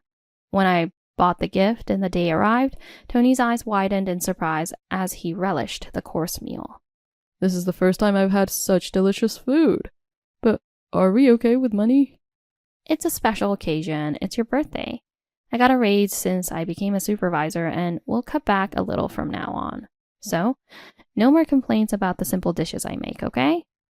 We joked like that and ended the day. But I did notice Tony's smirk that day. A few days later, he started to ask persistently. Hey, you said your salary went up, right? How much did it increase by? You're a supervisor now, so it must have been a significant raise, right? Before his birthday, supervisor seemed like a forbidden word. We never mentioned it, but as soon as he heard about the salary increase, his attitude changed rapidly. Being a supervisor is impressive. It's all because of Cindy's hard work. He started to praise me. Initially, I couldn't keep up with his sudden change and just smiled awkwardly, but he kept pestering me about the salary. I continued to completely ignore his inquiries. But when I kept ignoring him, he started to sulk. What? Getting cocky because you're just a supervisor? You think you're better than me because I'm just a regular employee at a smaller company, don't you? It was really annoying. I splurged because it was your birthday. I'm not rich, so please stop talking about money. After scolding him like that, he finally calmed down a bit, but it was clear that Tony was fixated on my money. I regretted becoming a supervisor and even celebrating his birthday. I had some regrets, but it wasn't all bad. After becoming a supervisor, I was entrusted with a big project. Although it meant even more overtime, Tony was supportive. Cindy, you're a supervisor and you're busy. I'll do what I can. And he started preparing dinner, even if it was just supermarket-ready meals. Maybe that birthday had its meaning after all. as it made him more cooperative. And when that busy period finally settled down, Tony said with excitement in his eyes, So, you were busy, right? You must be getting a special bonus, right? I was shocked at his words. No, there's no bonus. Why would there be a bonus? I was too tired to argue. Then Tony lost his temper. Huh? Working overtime for months and no bonus? What was the point of me helping out? What a lousy company you work for. I had no energy to counter that. The point of him helping out? Is there supposed to be a point to a couple helping each other out? I couldn't believe he would insult someone else's company. I couldn't hold back at that moment. Huh? I was grateful that you were helping out, but is that how you really see this? That's disappointing. We exchanged words again, and eventually it escalated into an argument. Enough, let's stop. I'm tired and going to bed. I forcefully ended the conversation like that. For a while after, I couldn't even stand to look at Tony's face. Then I had to go on a business trip. We hadn't spoken since the argument, but I had to inform him since I would be leaving the house. I have a business trip coming up. I'll be gone for 3 days. Please take care of the house while I'm gone. I said this, but Tony, still angry, didn't respond. Without reconciling, I left for the trip. Those 3 days were busy with work, but in between work, I wondered how Tony was doing. Was he eating properly? I was worried, but my pride prevented me from reaching out. The time apart allowed me to cool down. I decided to apologize when I got home. After finishing the 3 days of work, I bought some tasty souvenirs and started my journey back home. I'm home. However, as soon as I entered the entrance hall, I sensed something was off. There were several unfamiliar shoes in the shoe cabinet. Moreover, there was a delicious smell coming from the kitchen. It was definitely the smell of homemade food, and I knew Tony couldn't cook. I hurried into the living room. Ah, Cindy, welcome back. Alyssa, what are you doing here? Standing in the kitchen, visible from the living room, was Tony's sister, Alyssa. And Katie, Tony's niece, was lounging on the sofa. If it were just a visit, that would be one thing, but it was clear that more belongings had been brought into our home. This sofa, for instance, hadn't been here before I went on my business trip. I stood at the entrance to the living room, stunned, unable to comprehend what was happening. We're just about ready for dinner, Alyssa said nonchalantly. Despite my shock, I walked over to Tony, who was sitting at the dining table, and spoke to him. Tony, what's going on? What do you mean? I decided to live with my sister Alyssa and her daughter Katie. The move is already finished. Tony said this as if it were the most natural thing. That's right. So go on. Please make yourself at home. Alyssa also said this with a smile, but I was far from able to smile at this situation. Bringing in Alyssa and Katie's belongings and deciding to live together with them without consulting me was not something to be decided all on his own. Wait a minute, you can't just decide this on your own. What's the problem? You're always too busy with overtime to do any housework, so it's better if we live together and have my sister take care of the chores. Tony retorted when I tried to argue. Alyssa had Katie when she was 20 and divorced a few years later. Since then, she had been raising Katie alone, and Katie was now 18. I knew about this, and I knew that Tony admired his significantly older sister Alyssa. However, I had never imagined it would lead to us living together. Cindy, please understand. Alyssa seemed to have no reservations, and Katie said in a small voice, Please understand. My head hurt, but I couldn't just silently accept the situation.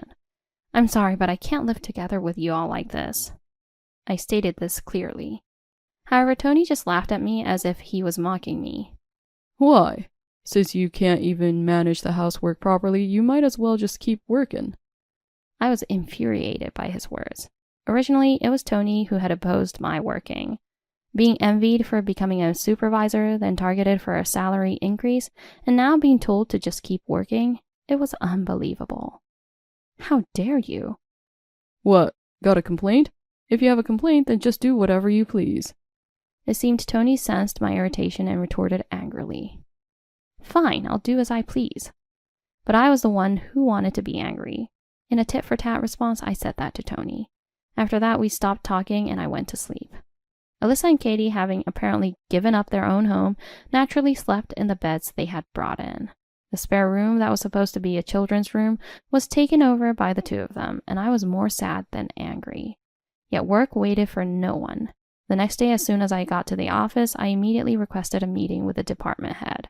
I decided to take on a project that had been previously suggested. That's great. I appreciate you taking it on. This is a good opportunity, so I'll work hard for myself. After making a promise with the department head, I immersed myself in work. I found it more bearable to be at work than to be home because I couldn't forgive Tony. A few days later, this happened. Hey, Cindy, how long are you going to sulk? Come back home already. Tony contacted me with that message. Although I had been going home, it was only after everyone was asleep, and I would leave before anyone woke up. However, these past few days, I haven't gone home at all. That's because I had set up a new place to live. You tell me to come home, but I can't just come back immediately. Can't come back immediately? What do you mean? I'm in Cancun now. It's midnight here. Besides, your sister can take care of the household chores even if I don't come back, right? Huh? As I yawned while I said this, Tony seemed momentarily breathless. I had just finished work and was returning home, and talking to Tony was just exhausting. Finally understanding the situation, Tony suddenly shouted, Huh? Cancun? You went on a trip without telling us? It's not a trip. I've been living here for the past 3 days. What are you talking about? But the next words I spoke seemed to confuse Tony again. Had he already forgotten that he told me to do as I please? I could imagine a flustered Tony on the other end of the phone, and I said while laughing, What do you mean? You're the one who said do as you please, and I said I would. That's why I accepted the assignment to move to Cancun that had been proposed before. They even prepared a mansion for me here, and it's a really wonderful place. But there's a limit, right? This involves both of our lives, and you decided this on your own. Tony seemed quite upset.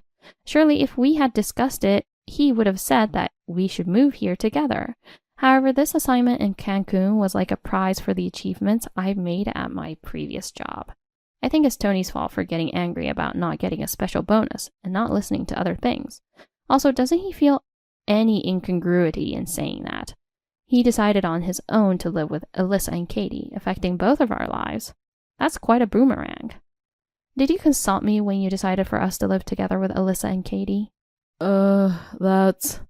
I'll be working here, and in 2 years I'll return to the US as a manager. Until then, live well with your sister and her daughter. I said this and hung up the phone. Tony must be feeling restless now. His own reckless actions and missteps have made it impossible for him to live overseas. A few days later, Tony contacted me again. I answered the phone wondering what it was this time, and he sounded cheerful. Guess where I am right now? I don't know, and I'm hanging up because I'm at work. I'm right in front of your mansion. Haha. I was shocked by his words. When I asked for details, he told me he had contacted the company and found out my address. If a husband claims it's necessary for procedures, the company had to provide it. And based on that address, he had come all the way here on his own. What about your job? I took some time off to come here, and... Yoo-hoo, I'm here too. To my surprise, I heard Alyssa's voice on the phone. Why has she come too? I was at my wit's end. So that's the situation. We're both waiting for you. Hurry back. What about Katie? Katie has a test, so she's not coming. Alyssa said this nonchalantly. I was just astonished again. I see, but I won't be coming back today. I have a dinner meeting to go to. Even if they contact me, I'm not in the mood to host them, and it's not possible to accommodate such a sudden visit. I had no plans to return home today because I was attending a social gathering with another company. What? Then what are we supposed to do? Tony sounded panicked, but that wasn't my concern. Why don't you stay at a hotel? Anyway, that's the situation. I'm at work right now. Bye. I said this and hung up the phone. They might be making a fuss, but I don't have time to deal with it. They'll probably give up and look for a hotel. However, my assumption was too optimistic. During the social gathering, my phone rang. Excuse me. I excused myself from the table and answered the phone. When I saw an unfamiliar number, I was puzzled, but it turned out to be a call from the police. What? A burglar? Apparently, there was an intruder at my house, looking for an open window. They found a pet door. I didn't have pets, so I hadn't noticed, but it seems the house built by my company had one. Of course, I hadn't even known about such a feature, so it wasn't locked. The intruder had tried to enter through it and got stuck, unable to move forward or back, and someone passing by had called the police. What a foolish burglar. Such a fool could be dangerous if encountered. I was truly relieved I wasn't home today. Then the moment came. This person claims to be your sister. Do you know her? I went pale at those words. Sister? Could her name possibly be... I don't have a sister. The only possibility is Tony's sister, Alyssa. As expected, the police read out her name. It was embarrassingly pathetic. It's shameful to think that a family member would try to forcibly enter through such a place. Cindy, help! Come and get me! I could hear Alyssa's commotion over the phone. What a nuisance. Although I could have gone to pick her up, I told the police. She is indeed my sister-in-law, but I can't forgive her for trying to enter my house without permission. Please investigate thoroughly what she intended to do in my house. The police responded to my complaint. Later, I heard that Alyssa was severely scolded. However, due to her inability to speak Spanish, there was a lot of confusion as they couldn't understand each other. Alyssa, overwhelmed by the uncertainty of her situation and the stress of not being able to communicate, reportedly broke down crying. You shouldn't trouble your sister-in-law anymore. The police officer told her this in broken English, to which Alyssa tearfully repeated, Sí, sí. Being arrested in Cancun might have been a good lesson for her. I decided to let Alyssa truly reflect and did not go to pick her up that day. The next day, thinking she must have reflected enough, I went to get her. Seeing my face, Alyssa broke down in tears of relief. By the way, where was Tony? Tony was probably relaxing in some hotel, a detail I hadn't bothered to think about. It was later revealed that while Alyssa was being detained, Tony was enjoying a meal alone. Believing Alyssa's claim that she would bring money from my house, Tony indulged in eating and drinking at a restaurant first. He didn't know Alyssa got stuck in the pet door and was arrested. Instead, he passed out drunk in the restaurant. The restaurant, troubled by his unresponsiveness, called the police, and when Tony woke up, he found himself in an unfamiliar police station. However, since my house and the restaurant were in different jurisdictions, Tony was taken to a different police station than Alyssa. My wallet's gone. And my passport. Where's my phone?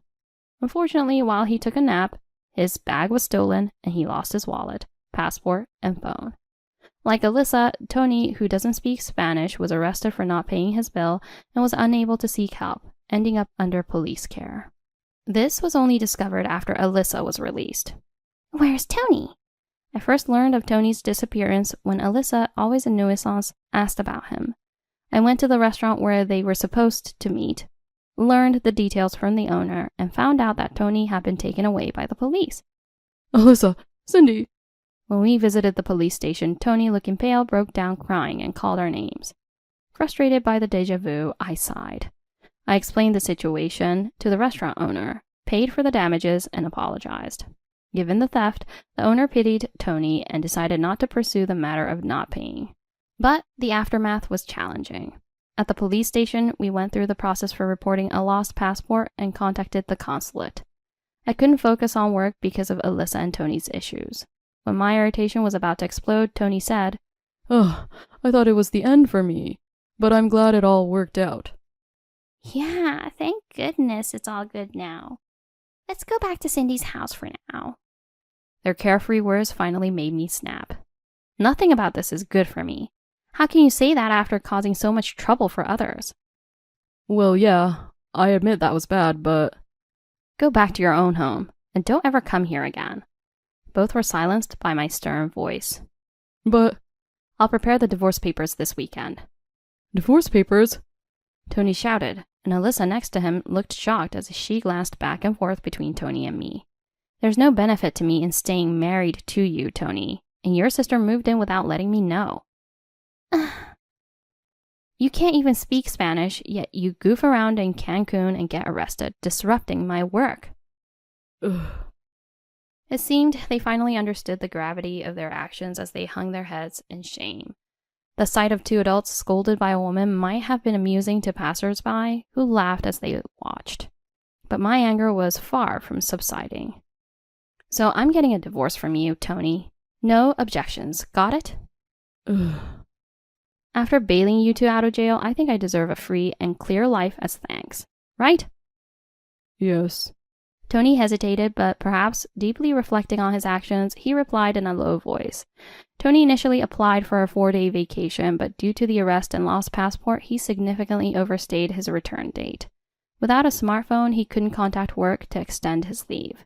It seemed Tony had completely forgotten about his job amid his personal troubles. Moreover, he hadn't shared information about his current projects with anyone, intending to take all the credit for the big assignment. Missing a crucial meeting and not contacting the other party led to the termination of their business dealings. Despite the circumstances, Tony's unexcused absence and significant loss to the company resulted in his dismissal. Alyssa, furious about the situation, had a major argument with Tony. Essentially, she had quit her job and moved in as a housekeeper. But eventually, Tony divorced me and resigned from his job. With no breadwinner, the house where they lived became a battleground for daily arguments. I know all this because Katie, Alyssa's daughter, kept me informed. They say you can't choose your parents, but if I could, I'd definitely choose you over Mom, Cindy. Though the divorce meant I was no longer Katie's aunt, she still reached out occasionally to discuss job prospects or her love life. While we weren't close before, she now looked up to me like a sister, which made me happy. I continued to work in Cancun. I had planned to return to the US after 2 years, but with no need to go back, I decided to continue working here. I've also developed a good relationship with a local man. All the bad memories are washed away by Cancun's beautiful sea, and I'm focusing on being happy moving forward.